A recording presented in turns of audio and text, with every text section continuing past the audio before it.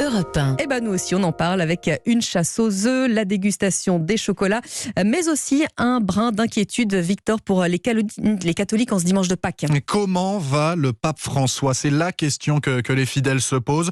Le souverain pontife est attendu place Saint-Pierre à Rome pour la traditionnelle bénédiction Urbi et Orbi, mais sa santé interroge. Une hospitalisation la semaine dernière, une absence remarquée lors du chemin de croix de ce vendredi saint et donc de nombreuses interrogations, Louise Salé. Oui, la question se murmure au Vatican. Le pape devrait-il démissionner ? Michel Kubler est prêtre à Rome. La communication au Vatican, quel que soit le pape, sur la santé de celui-ci est toujours à minima. Et avec François, on a encore pris une couche d'opacité supplémentaire. C'est impossible, je crois, de dire de manière claire quelle était la gravité ou non de l'hospitalisation qu'il a eue l'autre semaine. Tout le monde est préoccupé parce qu'il pourrait quand même, quoi qu'il en dise actuellement, renoncer à sa charge comme l'a fait son prédécesseur Benoît XVI. Mais ce n'est pas la première fois qu'un pape ne célèbre pas de messe, même à Pâques. Au Vatican, c'est pas du tout surprenant que pendant des grandes célébrations, le pape ne soit pas à l'autel pour dire la messe du haut de l'autel, mais qu'il soit assis sur son siège et qu'il préside depuis le siège. Et à ce moment-là, c'est un cardinal qui l'a délégué à l'autel. Mais c'est quand même le pape qui préside, et en particulier, c'est lui qui prêche, qui fait l'homélie. François semble tout de même déterminé à achever ses réformes dans l'Église au travers de ce que l'on appelle le synode,